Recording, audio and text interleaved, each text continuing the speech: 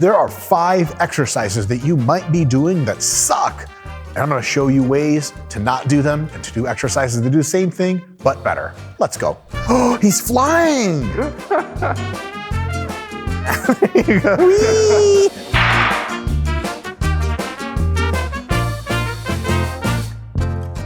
Our first exercise that sucks is the plank.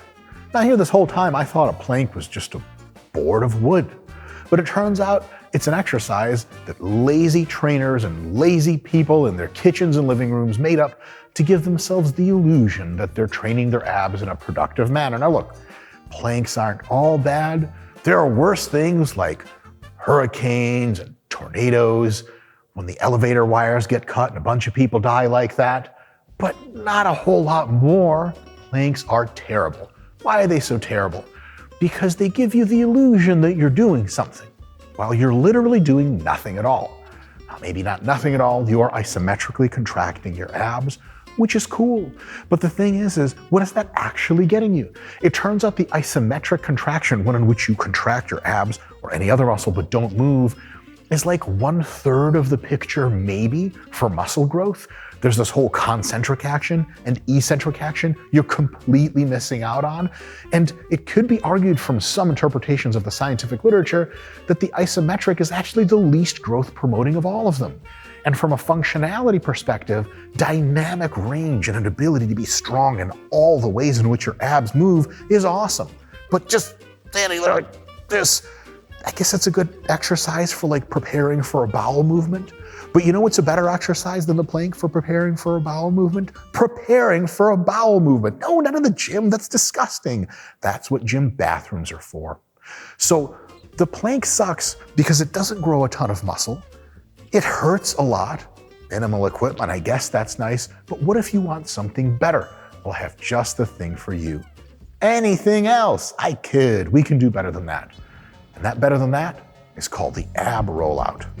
The ab rollout is actually an incredible ab exercise. Why? It allows you a huge range of motion, which is always awesome. Transfers to almost everything in life. At the very bottom, it has the highest tension. At the very top, it has the lowest, arguably zero tension. That matches the kind of force exposure you want, probably for maximum hypertrophy. In addition to that, it also allows you to really focus on the eccentric, which a lot of times can help growth a little bit and can prevent injury. It's graded or gradable in the sense that if you can't go any further, just come back. It's totally safe. If you go too far, just let go of the thing and curl over to your side. And in addition to that, you'll notice if you do it, it actually trains the living shit out of your lats and even parts of your rear delts and your triceps. While the plank is just sitting in the corner eating paste with no friends and no friends incoming. Plank, I'm sorry, but you've been voted off the island. Is that a thing people say still that's cool or funny? Am I cool and funny? Vote below in the comments. No, the answer is no, don't bother voting. Folks, are you on Team Marvel Universe or Team DC? I'm on both. I think both are awesome. I like Hulk and Thor just as much as I like Wonder Woman and Batman. But there's a certain DC character I'm missing. His name is Superman. Why is today Superman drawing our ire instead of our praise? Because he has a stupid exercise named after him, and it's called the Superman. Now, the Superman is this thing which you sort of lay down on the ground like the pathetic, just totally irrelevant animal that you are, getting dust all over yourself, and then you pretend for a second that you're flying in the Superman position. Da-da-da, da-da-da. But in reality, the ground truth is that you're on the ground, and that's the truth. It sucks. It's kind of debasing. I'm an accomplished scholar or something. I'm not gonna go down on the ground unless there's good reason to do so. And if there was, I'd absolutely do it. The thing with the Superman is, it's not isometric, which is nice, but the total range of motion is total shit. It's like a couple of inches. And listen, if I've been disappointing people with a couple of inches of range of motion, then I've done it at least 2.5 times, and even to women, I might add. Yes, most of that was in my dreams, but it was still disappointing. When you see the exercise, you're like, exactly what is this for? Just humiliation? That's between you and your dominatrix. But if it's for exercise training, to me as a PhD in the shit, I don't even really know what the hell it's for, but Rehab people and lazy personal trainers that can't come up with better exercises say it's for your back musculature, it's for your posture or some shit like that. Well, I have news for you folks. That means you're gay. The back musculature can be trained with a huge eccentric component, with a massive dynamic range, and in every way superior with like a bunch of different exercises. And I have one for you that I want you to try replacing Supermans with. That exercise is called the flexion row. It can be done with cables or dumbbells or barbells, but the flexion row offers a ton of actual movement through a big muscle growing stretch and a powerful contraction at the top for that range of motion, for the concentric, and it allows you to load the exercise. What happens when you're able to Superman for a little while, for a few reps? It's not even that hard of a movement. And again, it's 3 inches of range of motion, folks. What exactly is the point? There are a few utilities of the Superman that come to mind. One is if you're actually Superman, eye laser people, bang Lois Lane, whatever the hell type of shit Superman does. The second utility for Superman is with that one nice song that one Soulja Boy gentleman made a few years back. Something, something, something, oh, something, something, something, ho, something, something, something, Superman that, oh. And then everyone loved it. I didn't know why. And did you guys know that Supermaning is actually taking bed sheets and sticking them to the girl's back with your own ejaculate? That's literally what that means. Talk to ChatGPT about it. It's great. I mean, that's just good, classic, clean fun for young folks to have when they're of consenting age. But it sure as shit doesn't make you jacked. On the other hand, flexion rows will have you looking like Bane in no time, minus the steroids. But if you take steroids, you'll just have a worse time of things and be slightly more jacked with pimples. Anyway, the flexion row is dope. Superman is also awesome, but the Superman exercise can go jump off a cliff. And no, it can't fly. It goes to the ground exactly where it belongs. Exercise number 3 that you should probably reconsider doing is the rack pull. The rack pull looks like this. You take a barbell, you put it on a nice high rack so that you can delude yourself into thinking you're strong, and by leverage and ego alone, you stand up, and then you put the barbell back down. Generally, it's a good idea to bang it as loud as you can on stuff so that females of reproductive age can notice you and finally give you that sweetness that you've never had in your life. How do I know you've never had it? Because you're doing rack pulls, the last stop of totally being out of answers for life's questions. Life asks you, hey, how do we get a jacked back? And you answer by mindlessly putting 8 plates per side on the bar, barely moving it for almost no purpose whatsoever, sort of tweaking my back a little bit, but pretending it didn't happen, and then spending 20 fucking minutes taking the weights off of each side only to realize you didn't understand physics and one side cantilevers over and almost kills you. Like, you're doing rack pulls, you don't unload that, you leave the 8 plates on. Leave the plates on for the next weak person to have to deal with. But it turns out from your leverage advantage, my grandmother can do rack pulls with your normal deadlift weight. Think about that. Folks, the rack pull sucks.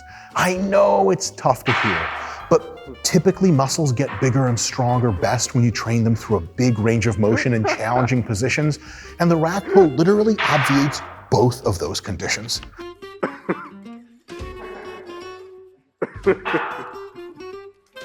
So if the rack pull sucks so much, why do people use it so much? Because they're too lazy to bend over. I know there's so many other clever things I could have said, but that's really just it. Now, real talk, are there good reasons to use the rack pull? Absolutely. If you're a competitive bodybuilder with an intricate and very, very interlocking and interrelated advanced split, and you have to do some kind of spinal loading, but can't hardly use your adductors or hamstrings at all, maybe the rack pull has its place, but I recommend doing it through at least to the knees or thereabouts and not to the mid-thigh like almost everyone does it. The other reason to do a rack pull is as assistance work in powerlifting, but most powerlifters have figured out by now that deficit deadlifts convert better to your raw deadlift than rack pulls in most cases. So if you're doing rack pulls and pretending you're a powerlifter, most of the powerlifters in the gym are looking at you like you're a clown. Why? Because you're a clown. Now look, when clowns take off their makeup and they take off their red nose, they're just strange, lonely men like you and me. And if you just leave the rack all to itself, letting someone do actually valuable exercises in it, like curls and standing around waiting to hit on girls who want to use it to actually train. Leave it to those folks. Get out of the rack and replace the rack pull with a better exercise, of which they're almost infinite. But have it a really nasty one that you're sure to hate. Hate in the sense that it makes you too jacked to figure out what's going on, that is. The snatch grip deficit deadlift will do two things. One, it will beat the living shit out of your back in the best way possible with spinal flexion and spinal extension, throwing slabs of beef top to bottom, left to right. And two, ladies, you may or may not be interested in this, but absolutely put hair on your chest, 100%. If you're a boy, this will either kill you or turn you into a man. If you're a girl, this will either kill you or turn you into Wonder Woman herself. Do you have to use a deficit? You don't have to, because you've been a good person and haven't been doing rack pulls.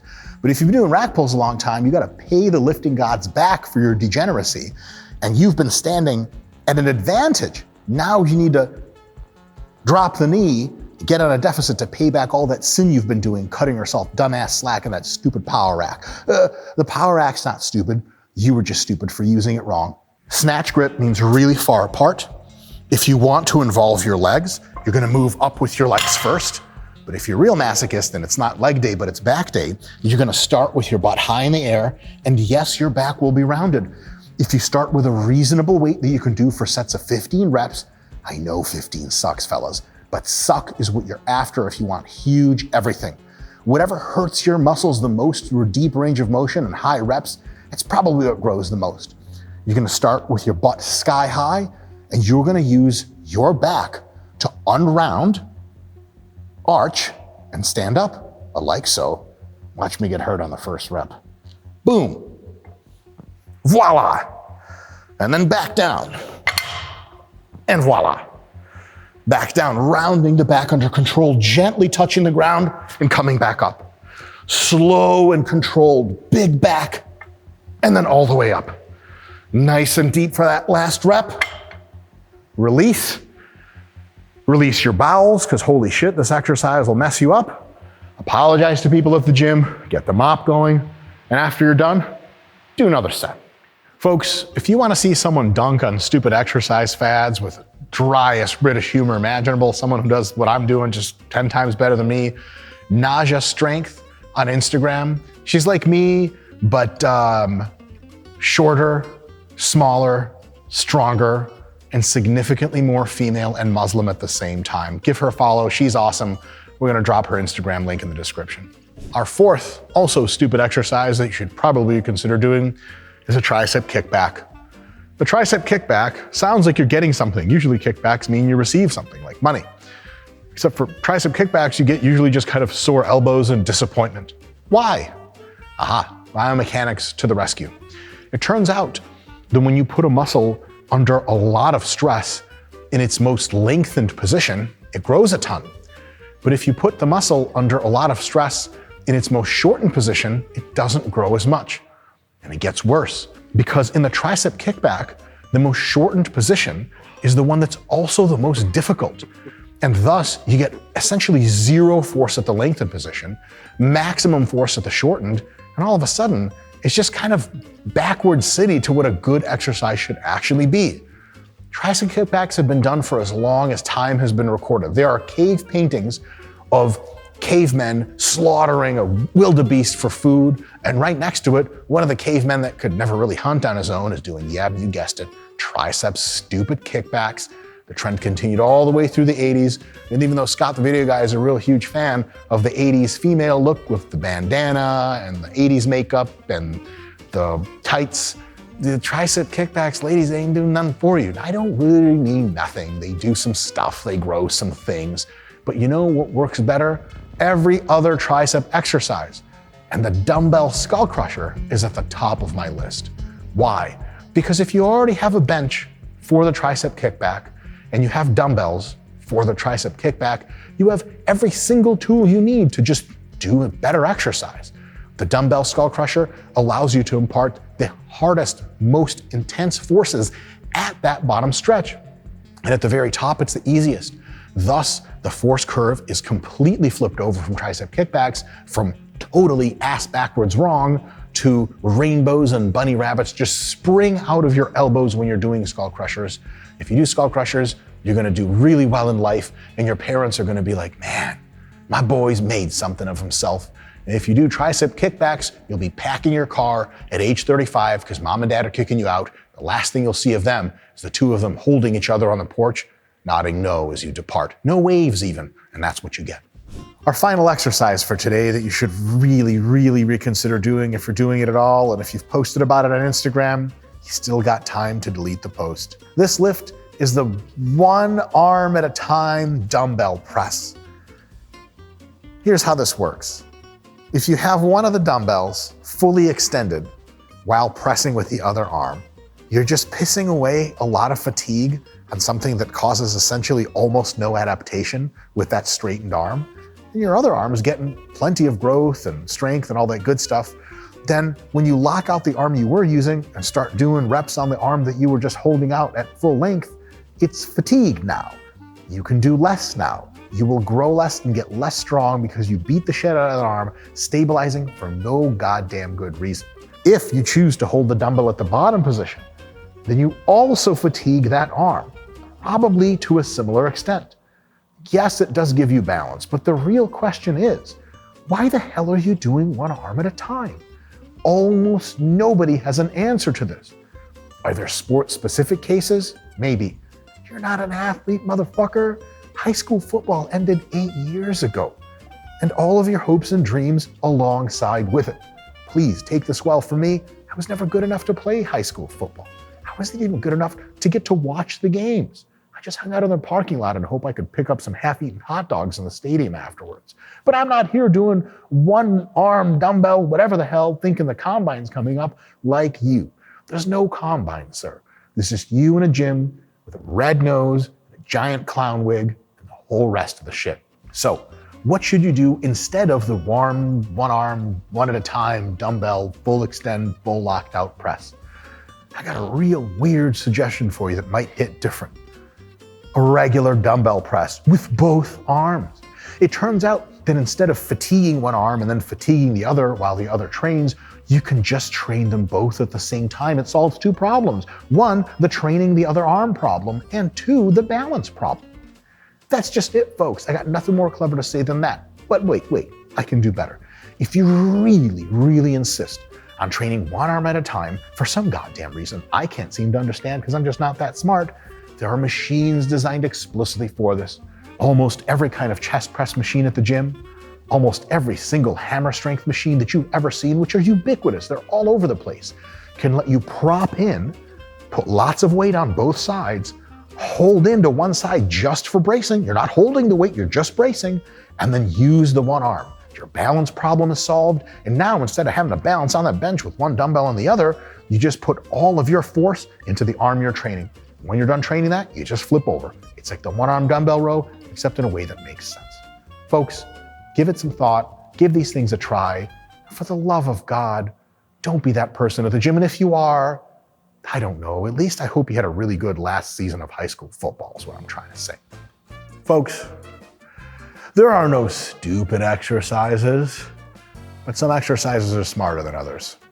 You know, they get into advanced math and used to be friends with them, now they hang out with all the smart kids, prep school, and plaid skirts, Harry Potter. I don't even know what I'm saying anymore. Do you know why I'm confused? Stupid exercises made me dumber. Yeah, I was dumb before, but I'm extra stupid. And I forgot how to outro this video. So here's the outro. Just gonna sit here. The camera's gonna fade to black.